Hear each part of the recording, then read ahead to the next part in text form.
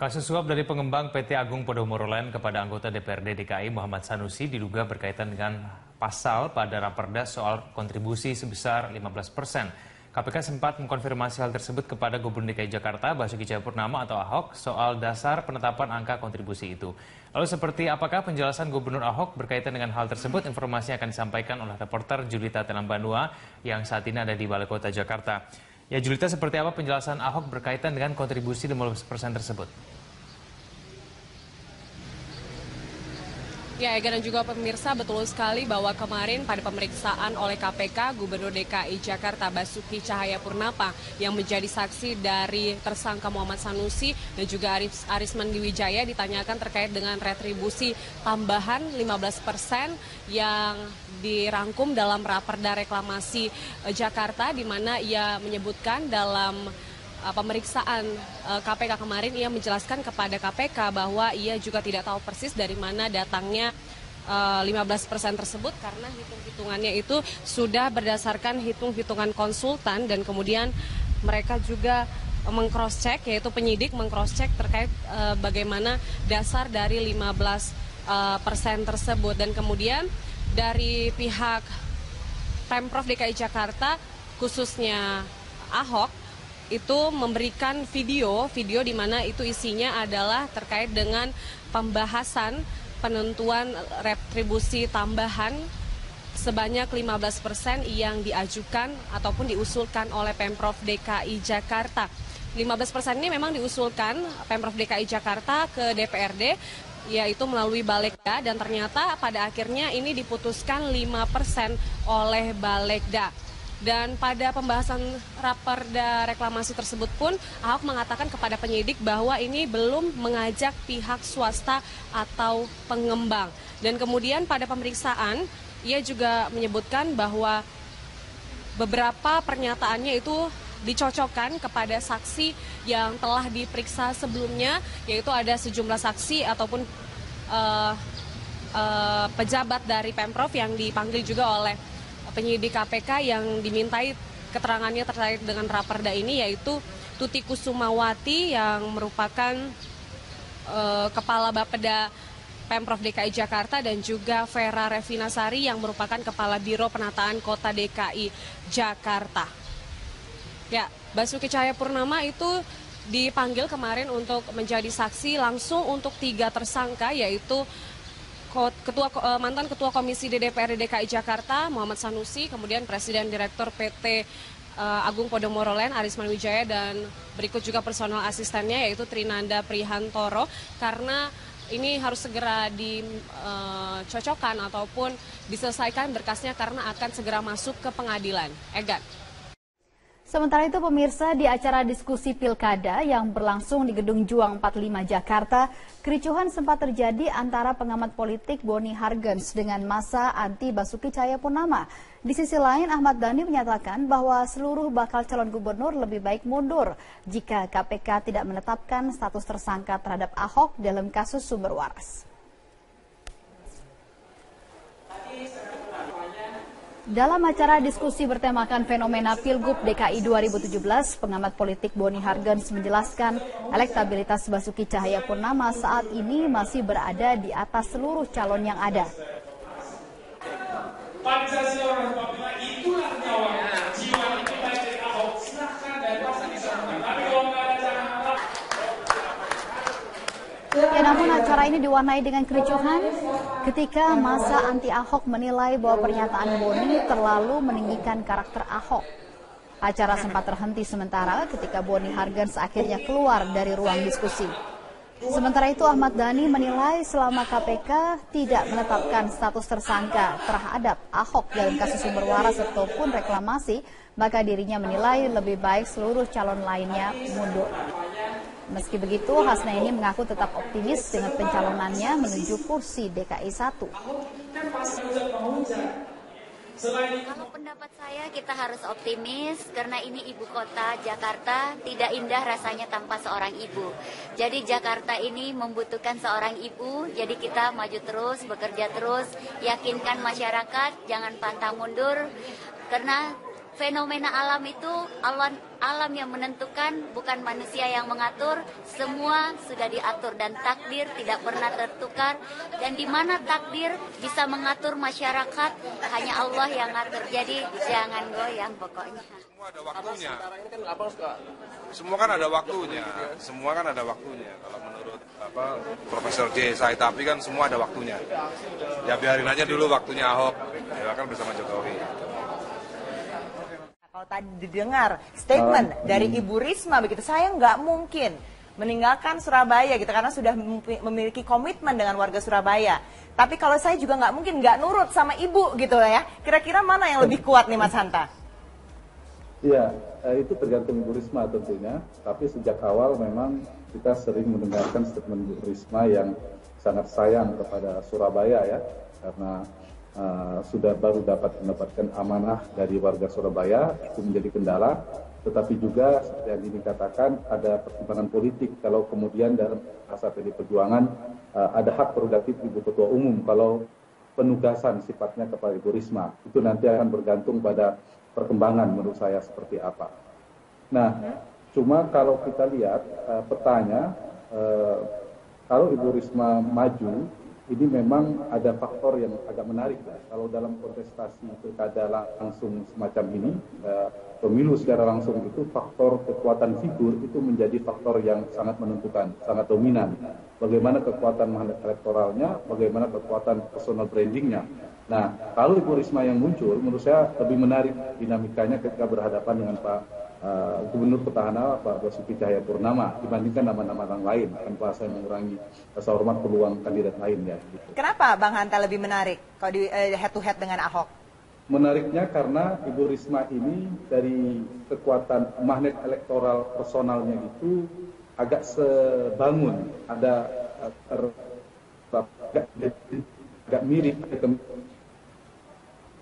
Pertama misalnya kita lihat keduanya adalah kepala daerah yang dalam persepsi publik dengan segala kekurangannya dianggap kepala daerah yang berprestasi.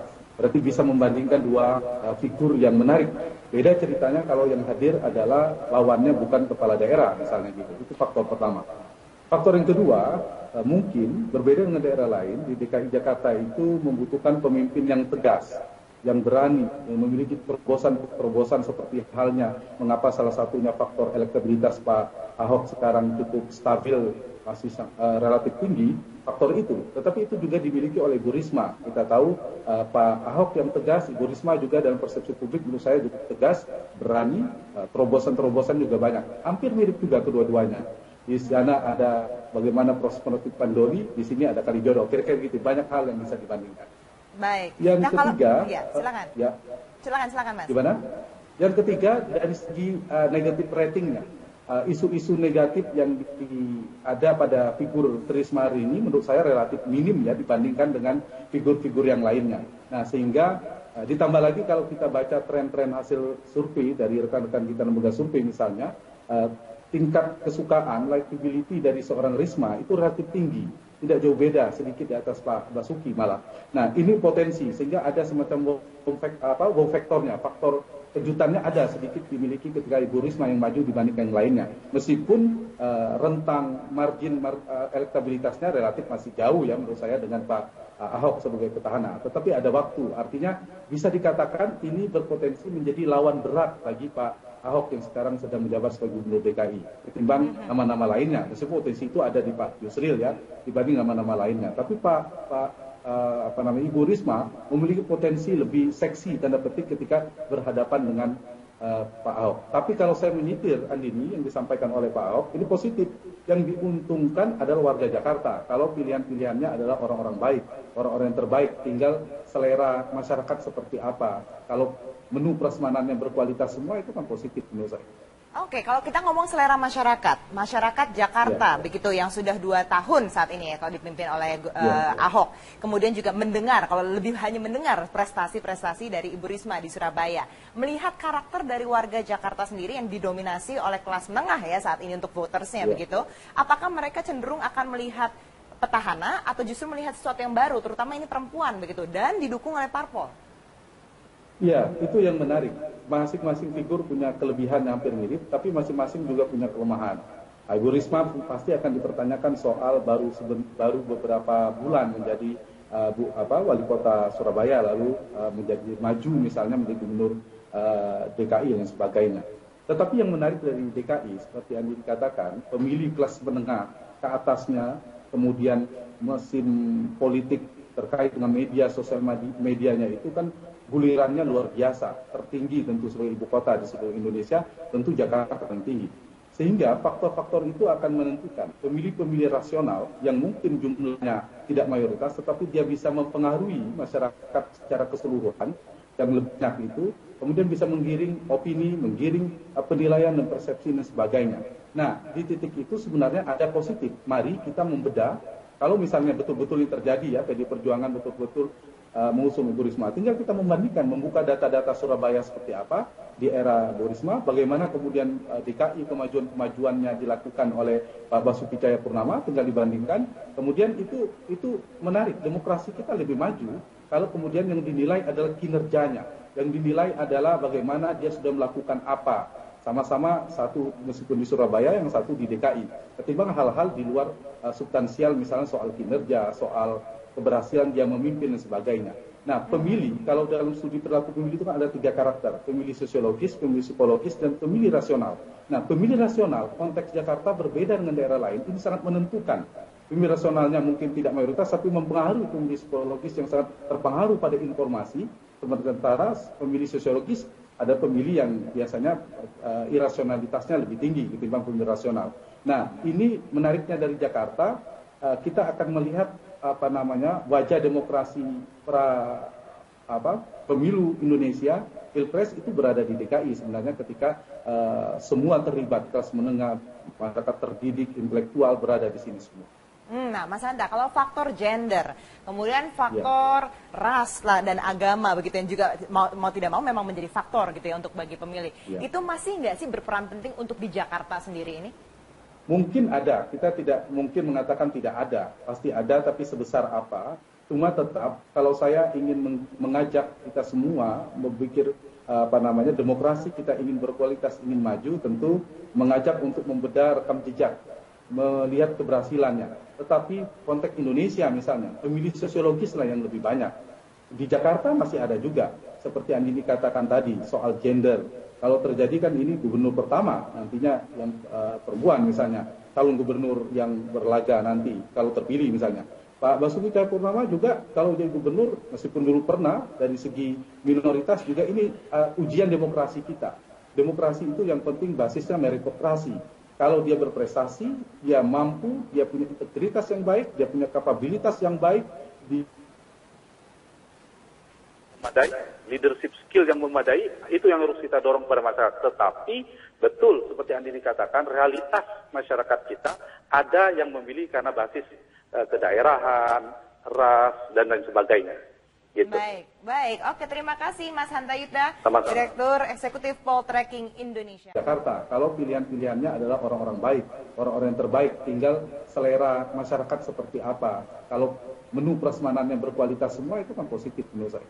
Oke, kalau kita ngomong selera masyarakat Jakarta, begitu yang sudah 2 tahun saat ini ya, kalau dipimpin oleh Ahok, kemudian juga mendengar, kalau lebih hanya mendengar prestasi-prestasi dari Ibu Risma di Surabaya, melihat karakter dari warga Jakarta sendiri yang didominasi oleh kelas menengah ya saat ini untuk votersnya begitu, apakah mereka cenderung akan melihat petahana atau justru melihat sesuatu yang baru, terutama ini perempuan begitu, dan didukung oleh parpol? Ya, itu yang menarik. Masing-masing figur punya kelebihan yang hampir mirip, tapi masing-masing juga punya kelemahan. Ibu Risma pasti akan dipertanyakan soal baru beberapa bulan menjadi wali kota Surabaya, lalu menjadi maju misalnya menjadi gubernur DKI dan sebagainya. Tetapi yang menarik dari DKI, seperti yang dikatakan, pemilih kelas menengah ke atasnya, kemudian mesin politik terkait dengan media sosial medianya itu kan gulirannya luar biasa, tertinggi tentu sebagai ibu kota di seluruh Indonesia, tentu Jakarta tertinggi. Sehingga faktor-faktor itu akan menentukan pemilih-pemilih rasional yang mungkin jumlahnya tidak mayoritas, tetapi dia bisa mempengaruhi masyarakat secara keseluruhan yang lebih banyak itu kemudian bisa menggiring opini, menggiring penilaian dan persepsi dan sebagainya.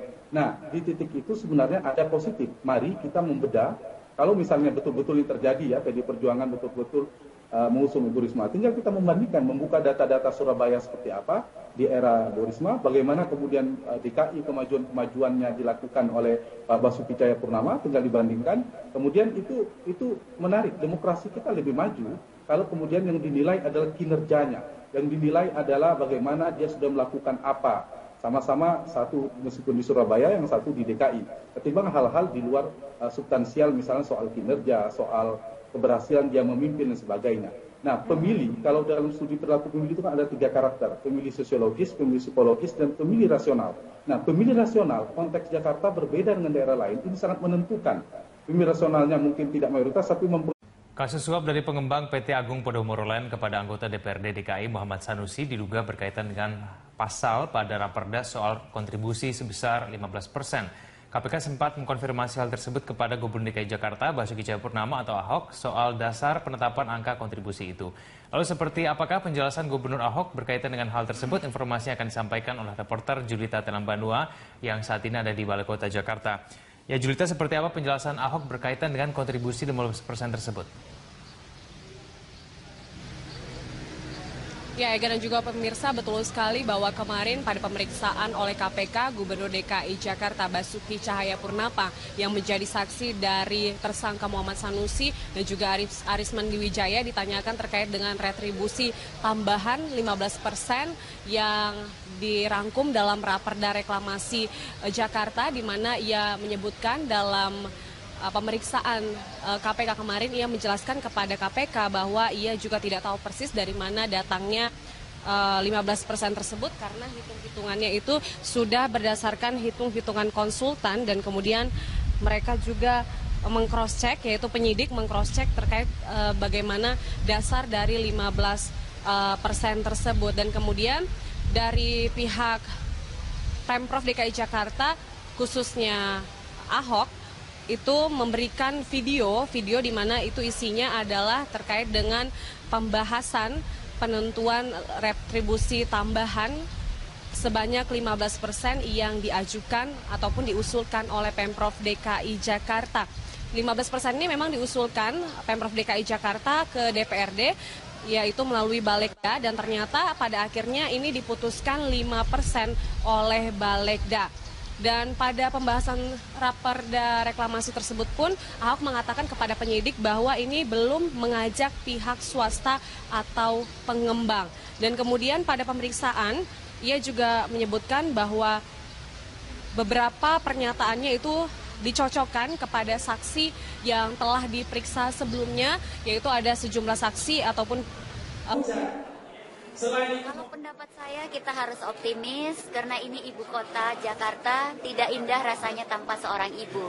Jadi Jakarta ini membutuhkan seorang ibu, jadi kita maju terus, bekerja terus, yakinkan masyarakat, jangan pantang mundur, karena fenomena alam itu alam yang menentukan, bukan manusia yang mengatur. Semua sudah diatur dan takdir tidak pernah tertukar. Dan di mana takdir bisa mengatur masyarakat, hanya Allah yang ngatur. Jadi jangan goyang pokoknya. Semua ada waktunya. Semua kan ada waktunya. Semua kan ada waktunya. Kalau menurut Profesor J. Saitapi kan semua ada waktunya. Ya biarin aja dulu waktunya Ahok. Ya kan bersama Jokowi. Kalau tadi didengar statement dari Ibu Risma begitu, saya nggak mungkin meninggalkan Surabaya gitu karena sudah memiliki komitmen dengan warga Surabaya. Tapi kalau saya juga nggak mungkin nggak nurut sama ibu gitu ya. Kira-kira mana yang lebih kuat nih Mas Hanta? Iya, itu tergantung Ibu Risma tentunya. Tapi sejak awal memang kita sering mendengarkan statement Ibu Risma yang sangat sayang kepada Surabaya ya, karena sudah baru dapat mendapatkan amanah dari warga Surabaya, itu menjadi kendala.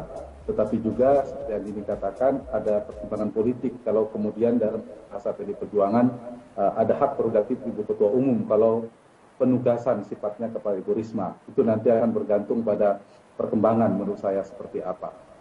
Nah, cuma kalau kita lihat petanya, kalau Ibu Risma maju ini memang ada faktor yang agak menarik ya. Kalau dalam kontestasi pilkada langsung semacam ini, pemilu secara langsung itu faktor kekuatan figur itu menjadi faktor yang sangat menentukan, sangat dominan. Bagaimana kekuatan magnet elektoralnya, bagaimana kekuatan personal brandingnya. Nah, kalau Ibu Risma yang muncul, menurut saya lebih menarik dinamikanya ketika berhadapan dengan Pak Gubernur Petahana Pak Basuki Cahayapurnama dibandingkan nama-nama yang lain, tanpa saya mengurangi rasa hormat peluang kandidat lainnya. Gitu. Kenapa Bang Hanta lebih menarik kalau di head to head dengan Ahok? Menariknya karena Ibu Risma ini dari kekuatan magnet elektoral personalnya itu agak sebangun, ada agak mirip. Pertama misalnya kita lihat keduanya adalah kepala daerah yang dalam persepsi publik dengan segala kekurangannya dianggap kepala daerah yang berprestasi. Berarti bisa membandingkan dua figur yang menarik. Beda ceritanya kalau yang hadir adalah lawannya bukan kepala daerah misalnya gitu. Itu faktor pertama.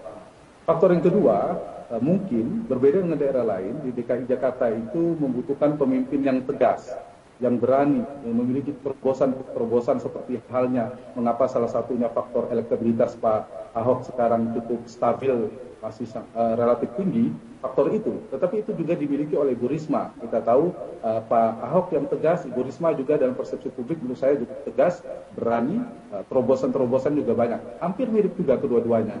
Di sana ada bagaimana proses penertiban Doli, di sini ada Kalijodo. Kira-kira gitu, banyak hal yang bisa dibandingkan. Baik. Yang ketiga, silakan. Ya. Silakan Mas. Gimana? Yang ketiga dari segi negatif ratingnya, isu-isu negatif yang ada pada figur Risma hari ini menurut saya relatif minim ya dibandingkan dengan figur-figur yang lainnya. Nah sehingga ditambah lagi kalau kita baca tren-tren hasil survei dari rekan-rekan kita lembaga survei misalnya, tingkat kesukaan, likability dari seorang Risma itu relatif tinggi. Tidak jauh beda, sedikit di atas Pak Basuki malah.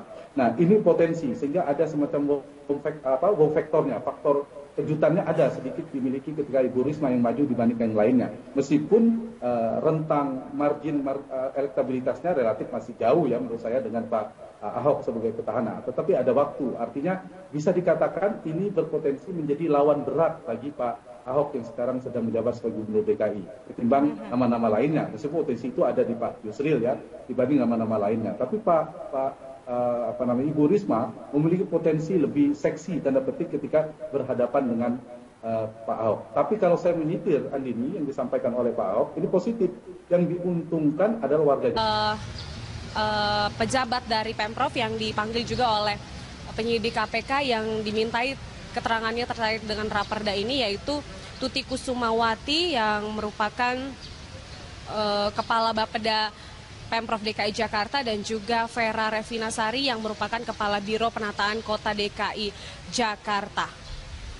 Ya, Basuki Cahayapurnama itu dipanggil kemarin untuk menjadi saksi langsung untuk 3 tersangka, yaitu mantan Ketua Komisi DPRD DKI Jakarta Muhammad Sanusi, kemudian Presiden Direktur PT Agung Podomoro Land Arisman Wijaya, dan berikut juga personal asistennya yaitu Trinanda Prihantoro, karena ini harus segera dicocokkan ataupun diselesaikan berkasnya karena akan segera masuk ke pengadilan. Egan. Sementara itu pemirsa, di acara diskusi pilkada yang berlangsung di Gedung Juang 45 Jakarta, kericuhan sempat terjadi antara pengamat politik Boni Hargens dengan massa anti Basuki Cahayapurnama. Di sisi lain, Ahmad Dhani menyatakan bahwa seluruh bakal calon gubernur lebih baik mundur jika KPK tidak menetapkan status tersangka terhadap Ahok dalam kasus sumber waras. Dalam acara diskusi bertemakan fenomena Pilgub DKI 2017, pengamat politik Boni Hargens menjelaskan elektabilitas Basuki Cahayapurnama saat ini masih berada di atas seluruh calon yang ada. Pancasila dan Papua itulah nyawa, jiwa itu dari Ahok, silahkan dan pasti bisa menang. Tapi kalau nggak ada jangan harap. Ya, namun acara ini diwarnai dengan kericuhan ketika massa anti Ahok menilai bahwa pernyataan Boni terlalu meninggikan karakter Ahok. Acara sempat terhenti sementara ketika Boni Hargens akhirnya keluar dari ruang diskusi. Sementara itu Ahmad Dhani menilai selama KPK tidak menetapkan status tersangka terhadap Ahok dalam kasus sumber waras ataupun reklamasi, maka dirinya menilai lebih baik seluruh calon lainnya mundur. Meski begitu, Hasnaini mengaku tetap optimis dengan pencalonannya menuju kursi DKI 1.